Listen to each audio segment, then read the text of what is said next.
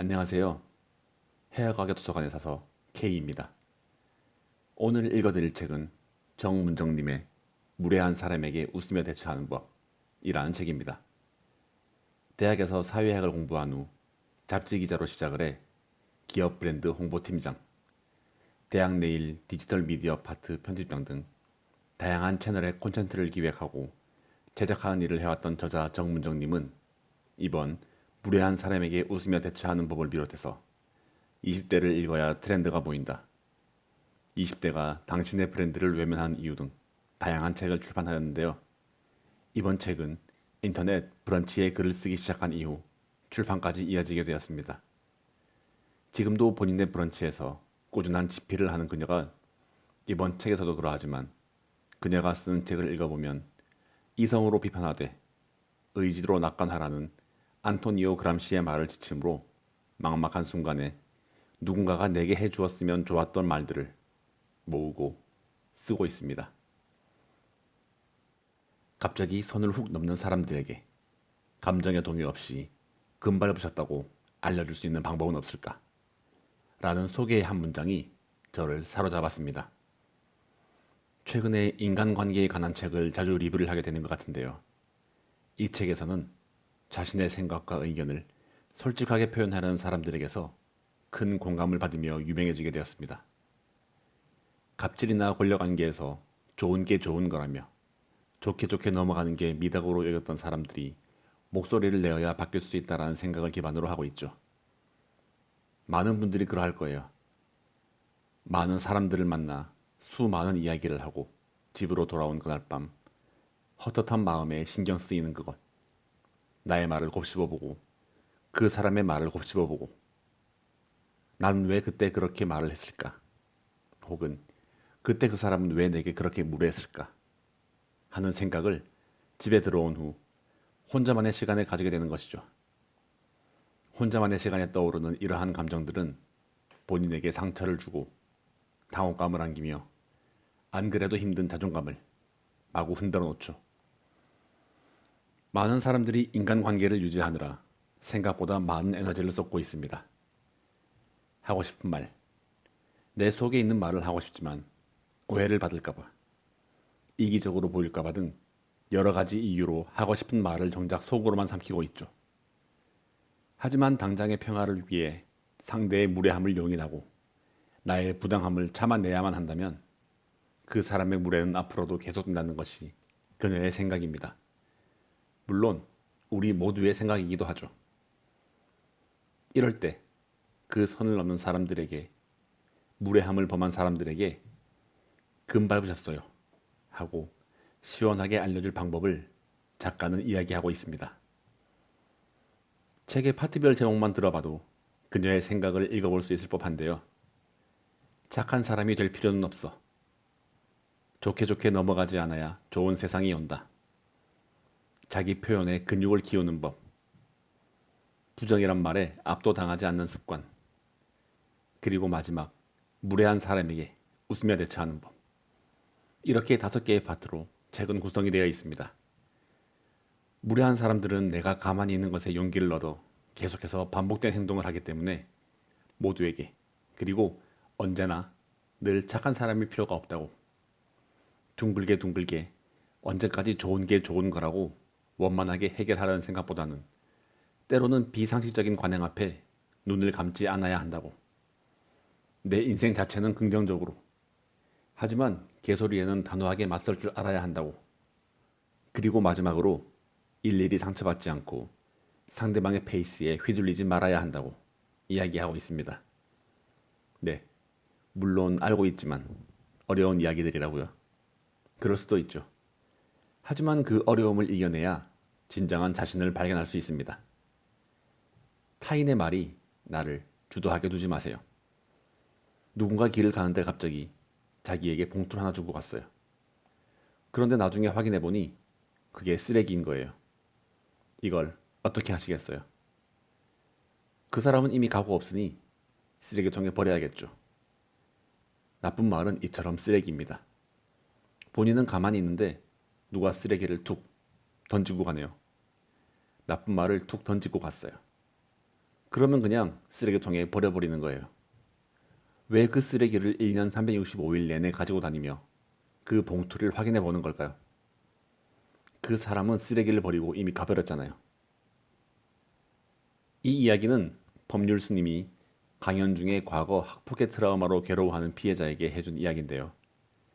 이 책에서 저자가 하고 있는 이야기와 너무 닮아 있어서 소개해 드리고 싶었습니다. 자, 제 이야기는 이만 끝내도록 하겠습니다. 그럼 이제 작가님께서 책을 통해 이야기하신 그 이야기 가운데서 일부를 함께 만나보도록 할까요? 인상 깊었던 책의 일부를 여러분께 소개해 드리며 인사드리도록 하겠습니다. 책 소개가 재미있으셨다면 좋아요, 구독, 알림 설정으로 사서 K가 들려드리는 다양한 책들과 만나실 수 있습니다. 인원이 제한되어 있어 함께하지 못함을 안타깝게 생각합니다. 좋은 기회로 다시 만나기를 기원합니다. 예의 바르게 기분 나쁜 문장 앞에서 뭘 해야 할지 알 수 없었다. 커튼을 치고 침대에 누워 이불을 덮었다. 점심을 먹은 지 얼마 되지 않은 때였지만 일단 자고 싶었다. 눈이 떠져 휴대전화를 봤더니 4시간 정도가 지나 있었다. 휴대전화를 엎어놓고 다시 잤다. 2시간 가까이 자고 깨서 다시 잠을 청했고 또 2~3시간을 다시 자다가 깼다. 밤새 자다 깨다를 반복했다.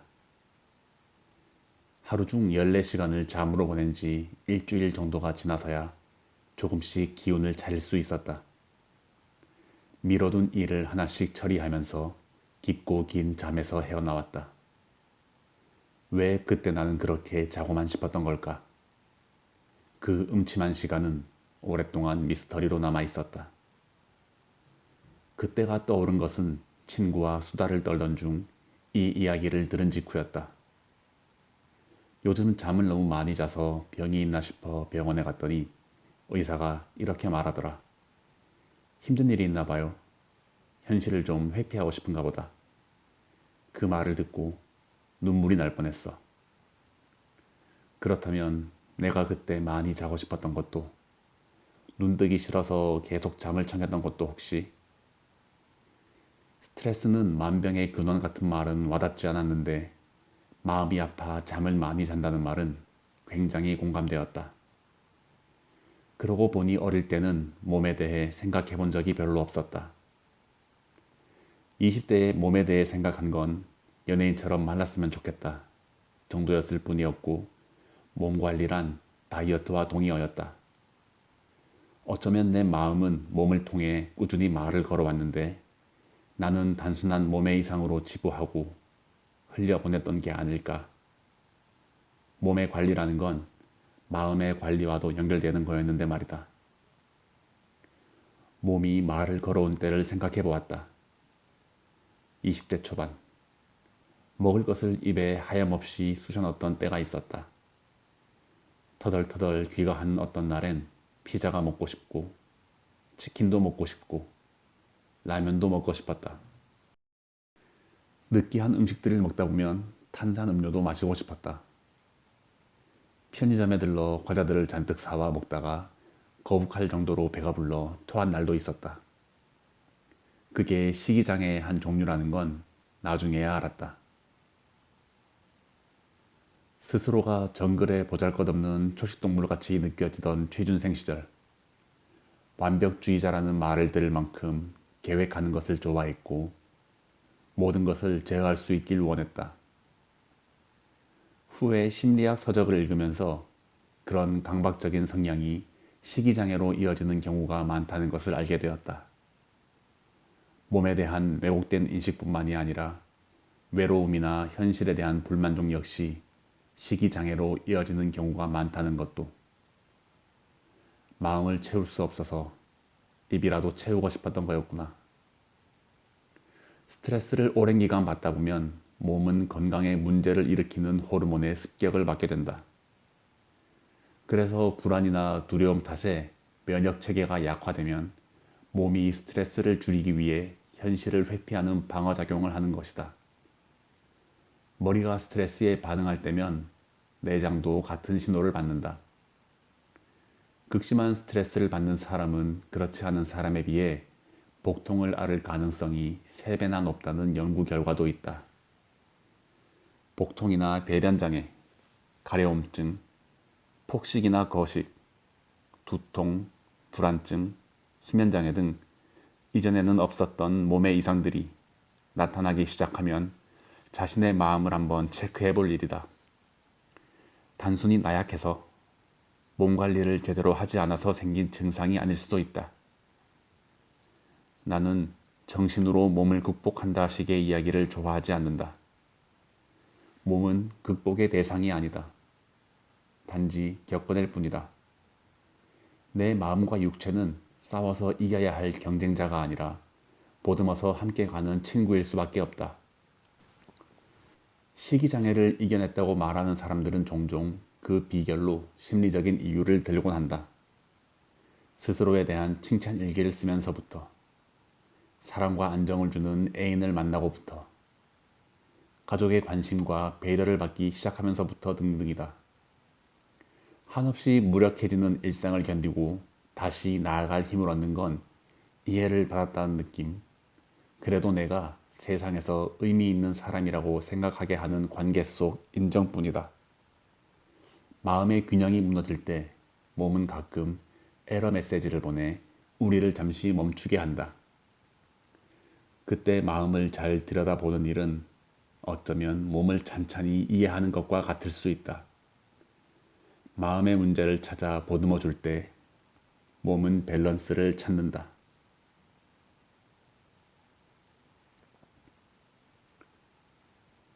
미국의 쇠락한 공업 지역이 있는 러스트벨트에 살다가 미국 명문인 예일 로스쿨을 졸업하고 실리콘밸리에서 사업을 하고 있는 벤스는 소위 개천에서 난 용이다. 그는 가난한 지역에서 약물 중독에 빠진 엄마와 양육권을 포기한 아빠 사이에서 살았다.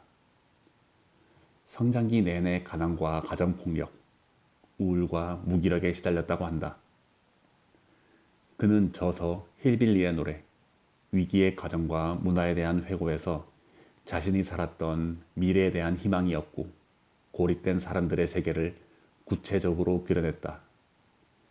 벤스는 물질적인 빈곤보다 더 고통스러웠던 것은 안정감과 소속감을 느낄 대상의 부재, 목표의식의 부재라는 정신적인 빈곤이었다라고 말한다. 그리고 문화적인 단절과 사회적인 자본의 부재라는 현실을 벗어날 수 있었던 건 나의 결정이 중요하다고 느끼는 마음 덕분이었다고 했다.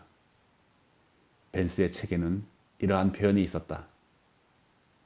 노력 부족을 능력 부족으로 착각해서 스스로의 가치를 떨어뜨리며 살아왔다는 사실을 깨닫는 건 굉장히 중요하다. 이것이 사람들이 내게 백인 노동계층의 어떤 점을 가장 변화시키고 싶으냐고 물을 때마다 자신의 결정이 중요하지 않다고 느끼는 마음이라고 대답하는 까닭이다. 벤스는 자신이 무기력했던 이유는 가히 종교적이라 할 만한 수준의 냉소가 만연했기 때문이라고 말한다. 나는 책에서 이 부분을 읽다가 에너지 흡혈귀라는 표현이 떠올랐다. 에너지 흡혈귀란 상대의 착한 마음을 이용해 자신의 이익을 챙기려는 사람들이나 육체적, 정신적, 심리적인 방법으로 상대의 길을 빼앗고 분노하게 만드는 존재들을 일컫는 말이다.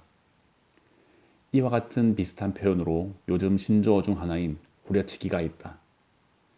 물건 값을 너무 터무니없이 깎다라는 본뜻에서 파생된 이 말은 관계에서 우위를 점하고자 상대를 깎아내리려 하는 행동을 뜻한다.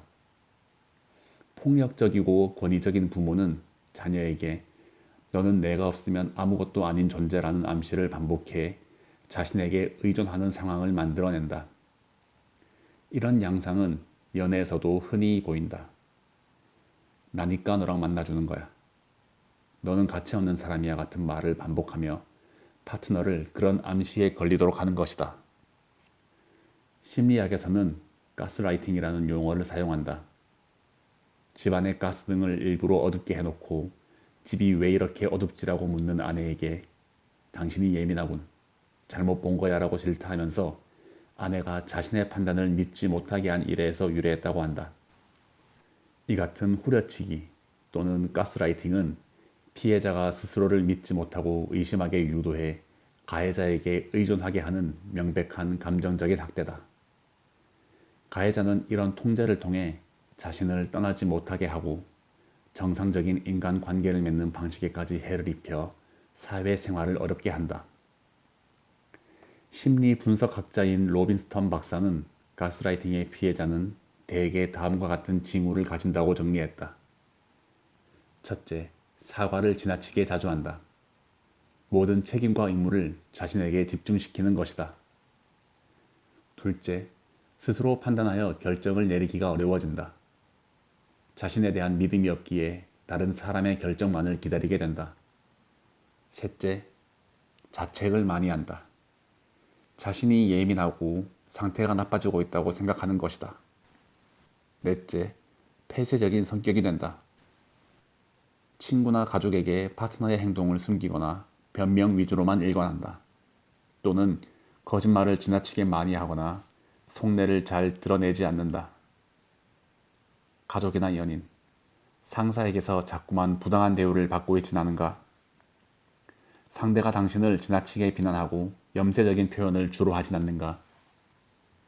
그와 있었던 일을 남들에게 떳떳이 말하기가 갈수록 어려워진다면, 그와 있을 때마다 깊은 우물 속으로 빨려드는 느낌을 받는다면 우선 도망쳐라. 그는 당신을 무기력하게 만들어 조종하려 하고 있다.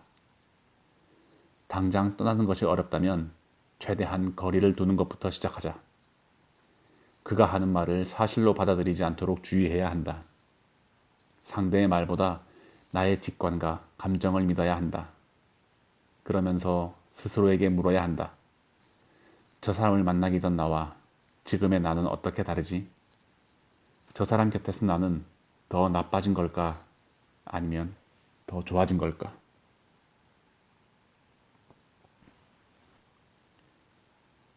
이번엔 제발 괜찮은 기사님을 만났으면 좋겠다.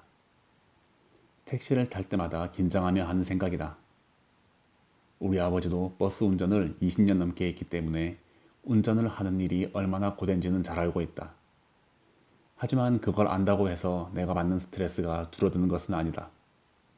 최대한 이해하려 하지만 탈 때마다 높은 확률로 불친절한 기사님을 만나게 되니 쿵쿵 뛰는 심장을 주체하기 어렵다. 편리하기 위해 서비스를 제공받는 것인데 불편한 마음으로 비용을 지불하게 된다. 불친절한 기사님 중에는 자꾸 정치적인 이슈를 꺼내 논쟁하려는 사람, 화난 듯 말하는 사람, 난폭 운전을 하는 사람, 사적인 이야기를 캐묻는 사람 등이 있는데 어느 쪽이든 대처하기가 쉽지 않다. 그런 기억들이 누적되던 차에 사람들과 택시를 탄 경험에 대해 이야기를 나누었다. 여자들은 대부분 공감하면서 자신들도 택시를 탔을 때 편치 않은 경험이 많았다고 했다. 재미있는 건 남자들과 대화할 때였다. 대부분은 택시를 탔을 때 불쾌한 경험을 한 경우가 거의 없다며 신기해했다. 택시 타는데 불편한 일이 뭐가 있죠? 보통 타자마자 목적지를 외치고 잠들지 않나? 내 남동생은 분노 조절 장애를 겪는 사람을 치유해주는 능력을 가지고 있다. 의학적인 능력을 가지고 있다는 게 아니라 키 180cm에 몸무게가 100kg에 육박하는 체격 덕분이다. 경상도 출신이라 원래 말투가 퉁명스럽기까지 하다 보니 그냥 궁금해서 한 질문에도 간곡한 사과를 받고 난다. 딱히 그럴 생각까진 아니었는데 환불도 자주 받는다. 이런 이들은 기본적으로 세상 사람들이 다 친절하다고 생각한다. 가끔 남동생과 이야기하다 보면 같은 나라에 같은 종으로 사는 게 맞는지 혼란스러울 때가 있다. 남동생과 이야기할 때만큼이나 택시에 대한 서로의 경험치가 너무 달라 놀라웠다. 이야기를 하다 보니 택시와 관련해 불쾌한 경험이 없는 사람들 중에는 두 종류의 반응이 있었다. 나는 그런 적이 별로 없지만 그럴 수도 있겠구나 하면서 그저 들어주는 유형이었다. 잘 모르니까 이해해보려 노력하는 사람이다. 반면 또 다른 유형은 이런 말로 내 입을 다물게 했다. 에이, 그럴 리가. 네가 예민한 거 아니야? 어쩌다 이상한 사람만 만난 거겠지. 그런 사람이 어딨어. 나는 조용히 하나의 풍경을 떠올렸다. 난생 처음 해외여행을 갔을 때 일이다. 대학 때 처음으로 영국에 가서 한 달 가까이 머물렀는데 그때 본 풍경 중 신기한 것이 있었다. 버스나 지하철을 타거나 길을 걸을 때, 카페에서 차를 마실 때 장애인들과 자주 마주치게 된다는 것이었다. 한국에서는 일상에서 휠체어를 타거나 목발을 난 사람들을 그렇게 많이 보진 못했다. 처음에는 이렇게 생각했다. 영국에는 장애인이 엄청 많은가 보네. 한국은 그렇지 않은데. 하지만 진실을 알게 된 건 그로부터 시간이 많이 흐른 뒤였다. 영국에 유독 장애인이 많은 것이 아니라 한국에선 장애인이 집 밖으로 나오는 것 자체가 힘들었다는 것은 말이다. 최근 한국의 가장 큰 사회적 이슈는 젠더 문제다. 1990년대에 태어난 여자들은 그 윗세대와 달리 남녀가 평등하다는 교육을 받으며 자랐다. 초등학교 때부터도 여자도 반장이 되는 것을 보며 컸다. 그런데 20대가 되면 교육받은 것과 현실이 다르다는 것을 실감하고 당황하게 된다. 명절에는 엄마 혼자 부엌에서 일한다는 것을 새삼 알게 되고 성차별적인 모습을 일상에서 종종 만난다. 성희롱이나 데이트 폭력을 당한 여성을 주변에서 찾아보는 것도 어려운 일이 아니다. 특히 강남역 화장실 살인 사건은 이들에게 큰 충격을 주었다. 이들은 한국에서 여성으로 사는 것이 얼마나 힘든지를 토로한다. 문제는 이처럼 여성으로서 느끼는 실질적인 공포나 두려움을 이야기했을 때 나는 잘 모르지만 그럴 수 있었겠다라고 공감해 주는 것이 아니라 네가 예민한 거다. 너만 힘든 게 아니다. 다들 힘든 건 똑같다. 내 주변에는 그런 일이 없다며 무시해 버린다는 것이다. 내가 겪지는 않았더라도 누군가에겐 지금 일어난 현실인데 잘 모른다는 이유로 허무맹랑한 이야기로 취급해버리는 경우가 너무 많다. 이런 대접을 받은 사람들은 자신들의 목소리를 키우기 위해 더 거칠고 센 방식으로 분노를 표출하게 된다. 아이들은 자기가 보는 세상이 전부라고 생각한다. 다른 사람의 처지를 상상할 수 없기에 처음 본 그 상태를 고유한 것으로 받아들인다. 자기와 타자가 분리되지 않아 자기 중심적으로만 세상을 보는 것이다. 어른인 사람은 처음부터 어른이라고 생각을 하기에 할머니가 엄마의 엄마라고 하면 놀라기도 한다. 어른의 시각으로 보면 패드립인 말도 종종 한다. 선생님도 엄마 아빠가 있어요? 하고 놀라기도 하고 선생님은 남편이랑 남자친구랑 같이 살아요? 하고 해맑게 묻기도 한다. 술래잡기를 할 때도 자기가 보이지 않으면 다른 사람들도 그렇다고 생각해 몸을 숨기는 것이 아니라 손으로 눈만 가리고 멀뚱히 서 있다. 그러니 모르는 일을 없는 일처럼 대하는 건 얼마나 아이처럼 유치하고 좁은 행동인가. 사람에 대한 상상력이 없으면 다른 사람을 쉽게 미워하게 되고 윽박지르게 되고 잘못부터 따지게 된다. 세상에는 수많은 사람이 다양한 입장과 이해관계 속에서 살아가고 있다. 느끼는 것이 저마다 다를 수밖에 없다. 꼭 자신이 직접 경험해 봐야만 알 수 있는 것은 아니다. 다른 사람들의 입장으로 살아볼 수는 없지만 상대를 이해해 보기 위해서 상상력을 동원하고 공감 능력을 발휘할 수는 있다. 상상력이 곧 타인에 대한 사랑이기도 하다는 말은 그런 뜻이다. 책을 읽는 등의 예술활동을 하는 것은 실은 그런 고차원적인 능력을 키우기 위해서가 아닌가. 나는 여자로만 살아봐서 남자로 살아가는 일의 고충을 잘 모른다. 그래서 군대 얘기가 나오면 그냥 듣기만 한다. 다 듣고 나서 그렇구나, 힘들었겠다라고 할 뿐이다. 군대에 가보지 않은 내가 무슨 말을 더 할 수 있겠는가. 그런데 신기한 것은 이 정도 반응에도 남자들은 감동을 받는다는 것이다. 잘 모르니까 모른다고 인정하는 것. 모르니까 쉽게 비난하거나 무시하지 않는 것. 내가 모르는 너의 이야기를 더 들어보고 싶다고 말하는 것. 그런 역지사지를 꾸준히 해나가야 우리는 서로를 미워하지 않고 대화할 수 있다. 번거롭고 어렵지만 노력하고 싶다. 그리고 다른 사람들도 나를 그렇게 대해주면 좋겠다. 슬퍼서 우는 것이 아니라 울면 슬퍼진다는 제임스 랑게 이론을 현대적으로 연구한 학자가 있다. 하버드대 경영대학원 에이미 커리 교수다.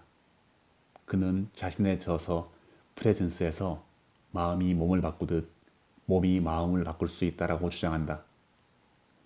그가 연구한 대표적인 불안 증세 중 하나로 가면 현상이 있다. 자신의 진짜 능력은 보잘것없다고 믿으며 이 사실이 남에게 알려질까봐 두려워하는 것을 뜻한다. 아카데미상 수상자이자 하버드대 졸업생인 네탈리 포트먼은 졸업 연설에서 이렇게 말했다. 오늘 저는 1999년에 신입생으로 이 학교에 발을 디뎠을 때와 똑같은 기분이 듭니다. 그때 저는 뭔가 착오가 있어 내가 여기에 있는 게 아닌가 그렇게 생각을 했습니다. 나는 그다지 똑똑하지도 않은데 이 대단한 곳에 있다니 뭔가 잘못되었다고 생각했습니다. 그리고 저는 입을 열 때마다 제가 멍청한 여배우가 아님을 증명해야 했습니다. 이처럼 가면 현상으로 괴로워하는 이들은 자기가 하고 있는 일을 깎아내리거나 자신에겐 실제로 그 일을 할 능력이 없지만 하는 척만 하고 있을 뿐이라고 생각한다. 스스로를 사기꾼처럼 여기는 것이다. 에이미 교수는 이처럼 가면 현상으로 괴로워하는 이들이 우리 주변에 생각보다 많다며 높은 성취를 한 이들일수록 그리고 남들에게 대단한 사람으로 보일수록 자신의 형편없음이 들통나지 않을까 고민한다고 말한다. 에이미 교수는 이 경우 자신의 생각을 바꾸려면 자세부터 바꿔보라고 조언한다. 프레젠스를 보통 존재감으로 해석하지만 그는 자신의 진정한 생각과 느낌, 가치와 잠재력을 최고로 끌어낼 수 있도록 조정된 심리 상태라고 더 적극적인 의미를 부여한다. 남들이 보기에 자신감 있는 것처럼 행동하다 보면 남들뿐 아니라 자기 스스로도 어느 순간 그렇게 믿게 된다는 것이다. 자세와 몸짓, 표정과 신체 습관이 마음가짐을 결정한다는 저자의 관점은 실험을 통해서 뒷받침된다. 상당히 넓은 공간을 차지하면서 팔다리를 멀리 뻗는 확장적인 자세를 취한 피실험자들은 움츠리거나 오그라든 무기력한 자세의 집단과 호르몬 수치에서 상당한 차이를 보였다. 적극적인 자세를 취했던 집단은 결단력과 관련 있는 남성 호르몬인 테스토스테론 수치가 19%까지 높아진 반면 스트레스를 받을 때 분비되는 코르티솔 수치는 25% 떨어졌다는 것이다. 신체 언어는 다른 사람에게 자신을 표현하는 메시지를 주고 스스로에게도 영향을 끼친다. 자신감이 없어서 고민이라면 우선 아주 작게 말하던 목소리를 한 톤 키우고 자세를 똑바로 해보자. 자신의 공간을 적극적으로 확보하는 듯한 자세는 스스로에게도 자신감을 주어 성격을 바꾸기도 한다. 자존감이 없어 고민이라면 남들에게 신뢰를 주지 못하는 신체 언어부터 점검해보자. 에이미 교수는 프리스턴 대학교에 입학했을 때 네탈리와 마찬가지로 자신 또한 이곳에 있으면 안 되는 사람이라고 느꼈다고 한다. 하지만 그런 생각을 하지 않는 것처럼 행동하자 곧 그런 생각에 자신도 익숙해졌다고 말한다. 나도 그런 경험을 종종 했다. 스스로 나는 가치가 있는 사람이라고 믿고 행동하기 시작하면 다른 사람들도 나를 그렇게 보아주는 것이다. 자신이 가치가 있는 사람이라는 생각을 꾸준히 하다 보면 어느 순간 진짜로 그렇게 믿어지는 순간이 올 것이다.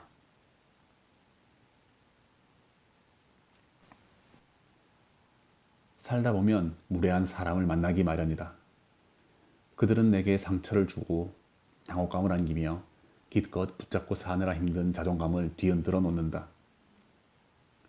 그들을 처음 봤을 땐 엉엉 울기만 했는데 계속해서 마주하는 동안 나름의 대응법이 생겨났다. 그들을 만났을 때 내가 대처하는 방법에는 여러 가지가 있다. 첫 번째는 문제가 되는 발언임을 상기시켜주는 것이다. 우리는 자유롭게 말할 수 있지만 다른 이의 인권을 침해하지 않는 범위 내에서만 그렇다. 누군가 그 선을 넘었을 때 경고하는 것은 언어 폭력에 대처하는 가장 기본적인 방식이다. 편견이 심한 말을 들었을 때 흥분하지 않고 제3자가 듣는다면 오해하겠는데요? 라고 말하거나 당사자가 들으면 상처받겠네요? 라고 하는 것이다. 여기서 중요한 것은 감정을 싣지 않고 최대한 건조하게 말하는 것이다. 두 번째는 되물어서 상황을 객관화하는 것이다. 상황을 이해 못한 것처럼 천진난만하게 되물으면 더욱 좋다. 예를 들어 누군가 농담이라며 저 사람은 얼굴이 참 이타적이네 라고 한다면 아, 저 사람은 못생겼다는 뜻이죠? 라고 되묻는 것이다. 그렇게 물어보면 상대는 순간적으로 머쓱해하며 자신의 표현을 점검할 것이다. 세 번째는 상대가 사용한 부적절한 단어를 그대로 사용해 들려주는 것이다. 예를 들어 누군가 영감탱이는 욕이 아니라 친근한 표현이라서 썼다고 한다면 저도 친근하게 영감탱이라고 불러도 될까요? 하고 응수할 수도 있다. 상대가 사용한 논리를 그대로 가져와 돌려줄 수도 있다. 가슴이 작은데 왜 브래지어를 해? 하고 묻는 남자에게 그럼 너는 왜 팬티 입어? 라고 할 수 있듯 이상한 논리로 상대를 공격하는 사람에게는 역지사지를 경험하게 할 필요가 있다. 네 번째는 무성의하게 반응하는 것이다. 육아 전문가들은 아이에게 여러 번 설명했음에도 계속해서 소리를 지르거나 떼를 쓴다면 달래주지 말라고 조언한다. 아무 말도 하지 않고 가만히 쳐다보거나 하던 일을 멈추고 그 자리를 떠나는 것도 방법이라고 한다. 지지받지 못하는 상황을 마주했을 때 아이가 상황을 스스로 판단해서 멈추게끔 하는 것인데 이 원리는 어른들에게도 유효하다. 메신저에서 벗어나고 싶은 상황을 마주한다면 하하 또는 그렇군 정도로 답해 대화를 중단시킬 수 있다. 정도가 심하다면 아예 메신저를 읽지 않거나 읽었어도 답을 해주지 않는 것이 좋다. 직접 만난 상황이라면 그렇게 생각하시는군요 정도의 표현만 의도적으로 반복하는 것으로 의사를 표현할 수 있다. 다섯 번째는 유머스럽게 대답하는 것이다. 시대착오적인 말을 들을 때 특히 유효한데 누군가 가부장적인 편견이 가득한 말을 할 때 우와 조선시대에서 오셨나봐요. 상평통보 보여주세요. 하고 받아치는 식이다. 애정은 없고 자기 자랑만 있는 잔소리를 들으면 요즘은 잔소리 하려면 성부를 주고 해야 한다던데요. 라고 하거나 저희 부모님도 30년 동안 노력하다가 포기하셨는데 어떻게 가능하시겠어요? 하고 농담하듯 받아치면 상대도 더는 말을 이어가기 힘들 것이다. 말이 길어질 것 같으면 그건 제가 알아서 할게요 하고 화제를 돌리는 것도 좋다. 단 농담을 자연스럽게 하는 데는 내공이 좀 필요하므로 경험치가 좀 쌓인 후에 시도하길 바란다. 나에게 피해를 주는 사람들을 자꾸 참으면 내가 무기력해진다. 무례한 사람을 만난다면 피하는 게 능사가 아니다.